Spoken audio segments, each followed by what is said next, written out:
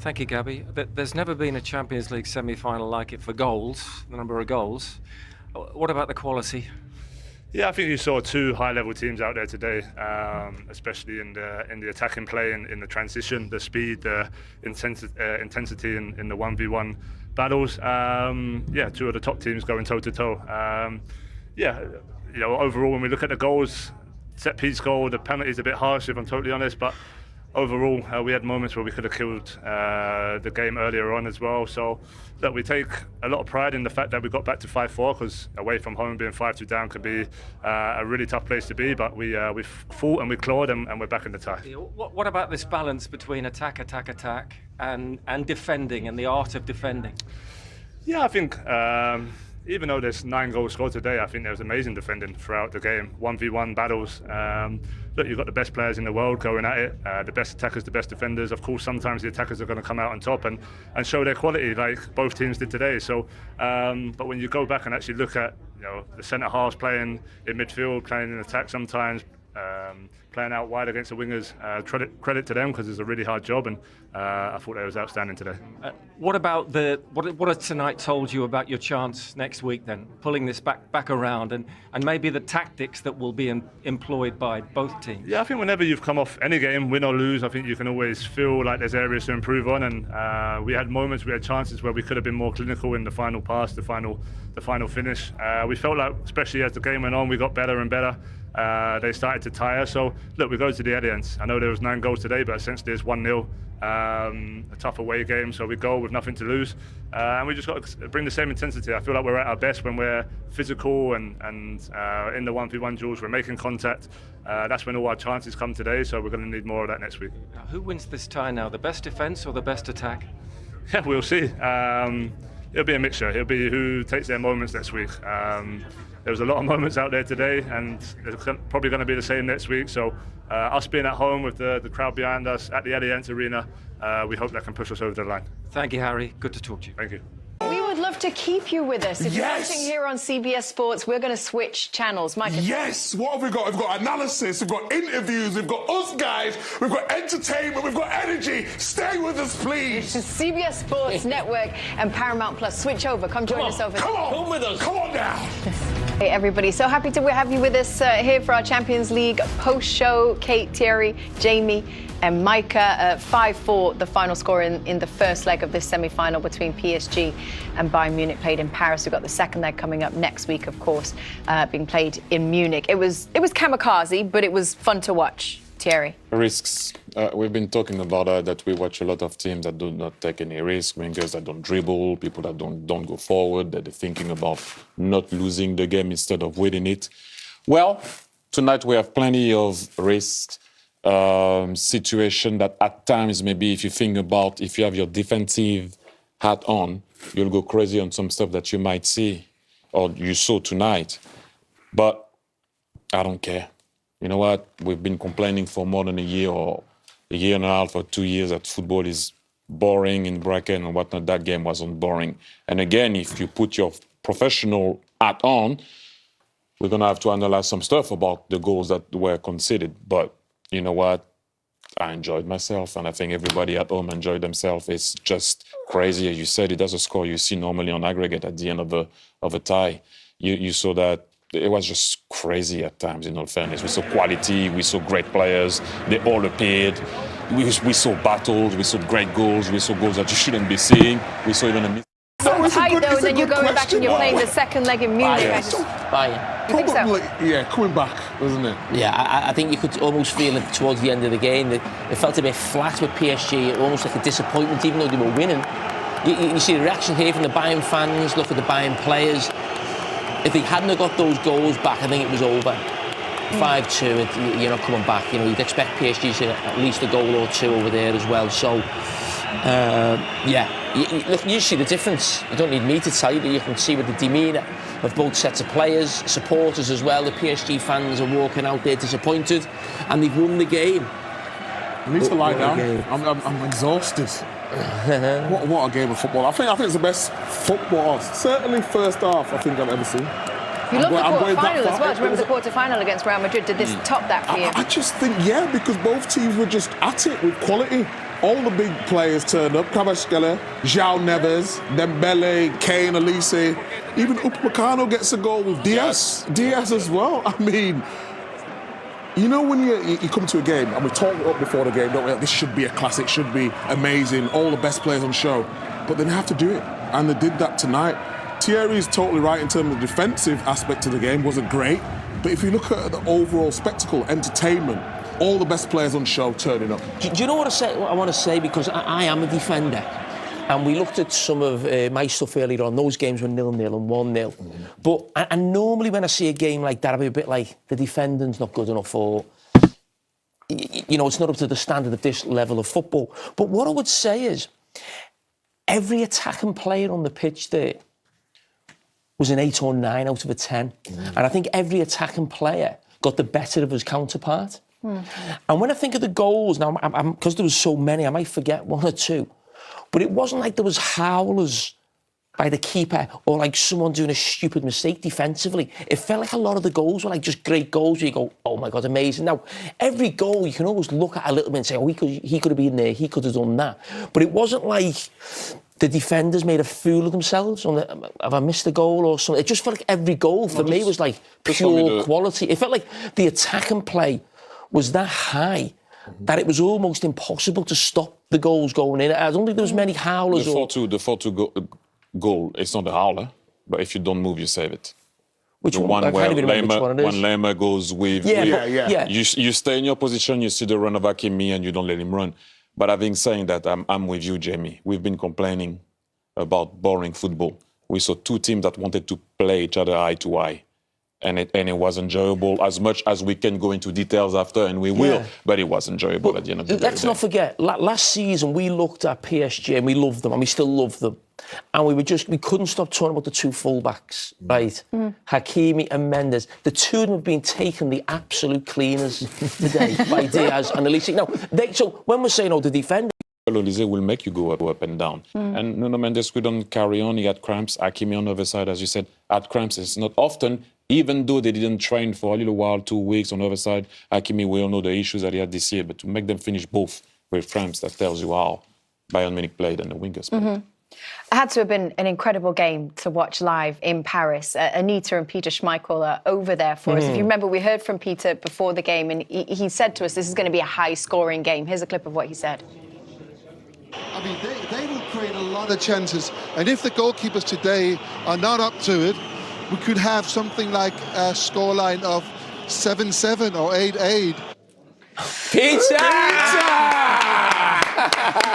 Your pronunciations have been spot on, and now you're predicting. You guys don't record mine. What did I say before the game to you guys? I said 4-4. That can be a 4-4 game. That's those coaching badges, Peter.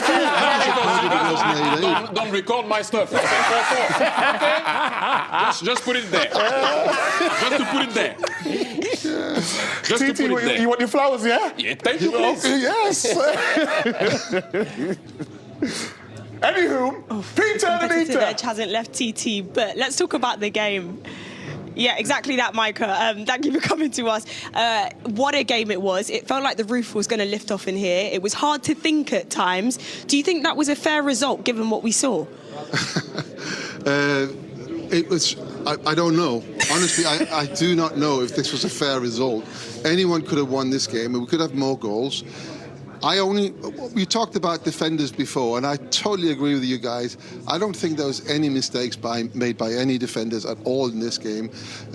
Even with this kind of scoreline, the only mistake in the game was a referee giving that penalty right at the halftime. That was the only thing, the only blemish of this game. I cannot remember having watched a better game ever in my life, live, being in the stadium, and the tempo and how it's shifted from end to end all the time. It was brilliant. And every player that's come in, I've shaken their hands and I've said thank you very much for a great game, and they look at you because obviously they're in a different place. They don't know they've given us this kind of game. But what a game to be here at.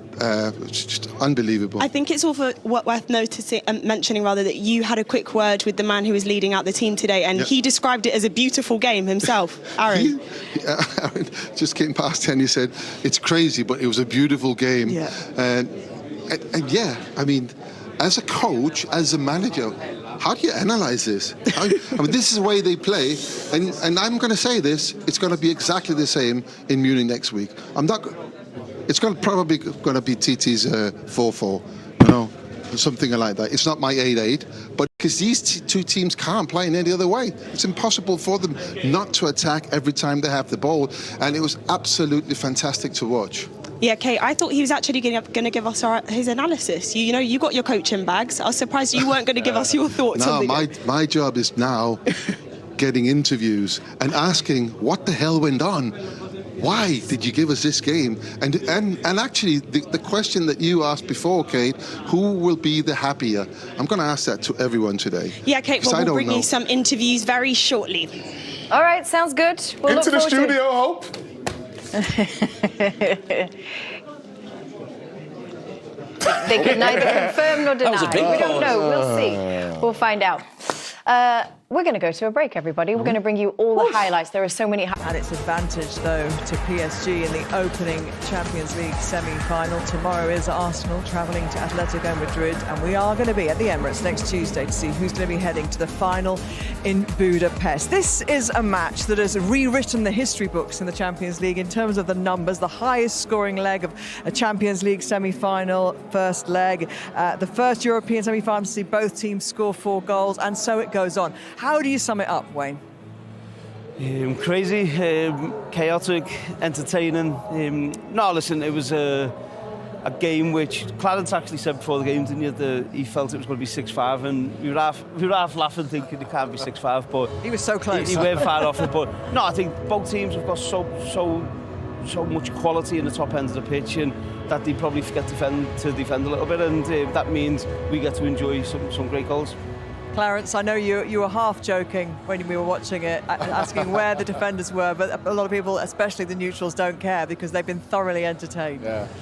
I mean, you entertain until you get kicked out. You know, there has to be a balance.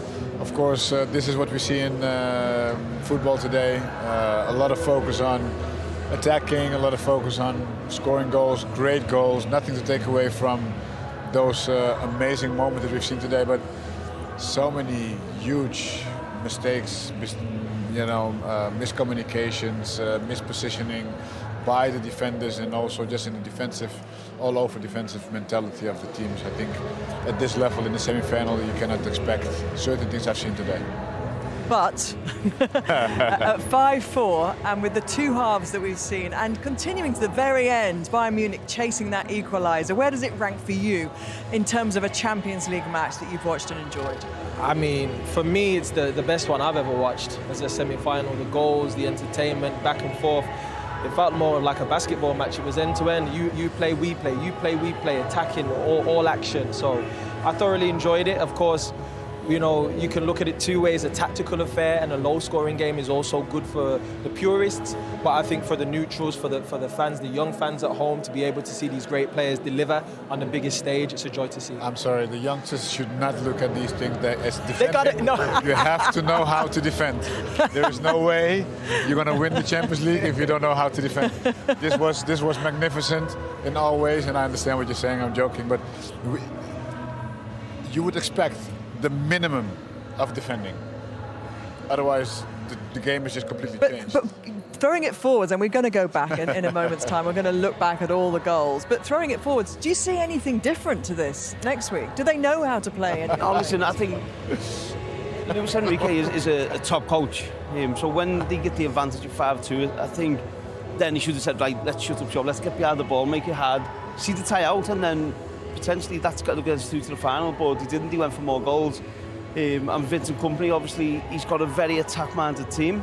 And I think you can clearly see they haven't worked that much on defending, because some of the goals we've seen, as Clarence said, the schoolboy goals, and at this level, we've seen some brilliance, but we've seen some, immature defending, which is crazy. If you came out of it on the right side of the scoreline, how much would you have enjoyed playing in a game like that? I'd love to play in a game like that, but I used to pride myself on defending as well, so I think I would have been upset that we conceded that many goals.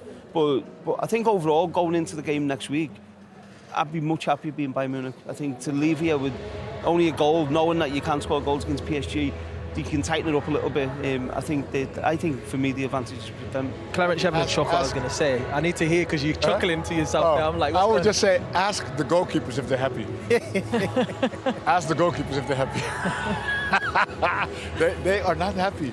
The clean sheet was always sacred for goalkeepers, and we've seen a team like Arsenal making that difference this year, having so many clean sheets and coming all the way. So if I have to point out one team now that would be capable actually to bring it home because of that capacity, it is actually Arsenal. Well, definitely, go on. So just on that, I just don't see how, if you're a player, if you're a coach, no matter if you've won the game, if you can go into that dressing room after a game, concede 4 or 5 goals and be happy. I just don't see. I think there's got to be questions asked to the defenders are asking questions of the forwards, why they're not helping them. Well, you're right, because, or your instinct is right, because Gabriel Clark has just relayed that neither team looked that happy going down the tunnel. But I tell you what, there'll be a lot of people at home who sat there as neutrals, who were very happy indeed, who are throwing their cushions and their empty beer cans at the TV, listening to you two tell us all they should have defended better, because as a spectacle, it was a joy to behold, wasn't it? And to come to this stadium that we've all looked on, haven't we, over the season, thinking we want to get there at some point, because that atmosphere is so incredible. It's so true what you say, Gabby, and from a spectacular point of view, yes, it's great. But once upon a time, also defending, was an art and was appreciated, and it has to be part of the game. Actually, tell me one sport that you can win without proper defense. I don't think it's existing. I mean, but if we're being real, right, we're looking at 2 amazing attacking teams putting on a fantastic display for us, but they obviously got here by being able to defend. The key is they've come up against someone as good as them at attacking, which has, of course, enabled us to see such a joyful game. By the way, basketball, NBA on Prime tomorrow, so you'll see a game without much defence. For that, for sure. Okay, hold your thoughts, because we're going to relive all. You are welcome. Welcome to the Halftime Report presented by Heineken. Kate, Thierry, Jamie and Micah here. Goodness me, 5 goals in the first half. First time ever that we've seen 5 goals in the first half of a Champions League semi-final. Let's run you through them because there's plenty to go through. We're going to start with Bayern being given that penalty. Micah? The game was absolute madness. I mean, there's so much quality, but then this happened. I mean, some would say it is, some would say it was. He's not going to overturn it. So then Kane, the pain, steps up and tucks it away coolly, I would say. TT? And then Kvaratskhelia, I love the fact that he didn't wait the ball for the ball to go in his feet. He made a run in behind. Desiree gave him the ball. Little shimmy, go inside, curve it straight away here. Oops, boom, back in. And then before you know it, well curved, 1-1. It's 2-1. Neves from a corner, very Roy Keane-like against Juventus all those years ago. Brilliant header, 2-1, but there was still more to come. Yes, and then the big man Michael Olise being inside, as you're going to see here, receiving the ball, and you could see that he was upset. He wanted to go to goal. Goalkeeper Safonov trying to anticipate something. He shouldn't anticipate that. Ball is almost in the middle, curved it. You can celebrate. 2-2. Learn the decision that Smoller. I don't think it's a penalty. Dembele there on Davies' arm. It's a disgraceful decision. It's absolutely shocking. One of the worst decisions you'll see, and we've watched one of the best 45 minutes we've probably ever seen. But he scores a penalty. 3-2, half-time. What a game. Can't wait for the second half. What a half of football. The second half is coming. We will bring you kick-off on the other side of this break. Stay with us. Welcome back to the Heineken Halftime House. We're at the break in Paris, so yes, it is time for our Heineken unmissable moment. What did we choose? What have we gone with? We're not going with rhyming. We've gone with, there's too much quality. We just want to talk you through the goals, Jamie. Well, I'm going to go with the equalising goal from PSG. And it was that man, Kvaratskhelia, putting a spellier on Bayern Munich. Well, we have to go with the lead. Look at this. See you later. Everyone was turning up. He wanted his goal. And this man now is on his way to potentially a Ballon d'Or. That's how good he has been tonight. Big shout. Big games, big names. Yes, that is it. That is our first half Heineken unmissable moment. We're going to have more from the Champions League in just a second. Stay with us. Coming up. Yes, do. Half has been absolutely sensational. You wouldn't want to be anywhere else in the world tonight. Peter, it's really felt like blink and you might miss something. Yeah, and I nearly did. I blinked. I actually left my seat to come down here, and I was stood next to Winston Company, who sits behind us, when Olise scored. I didn't see the goal. I actually saw it on the replay, but he was celebrating like mad. But I have to say, a great game, probably one of the best games I've ever seen, ruined by a silly referee's decision at the end. And I'm not the only one who thinks that. The Bayern bench, not so much the players, in the tunnel went absolutely berserk on the referee, and I'm with them. I don't think that was a penalty.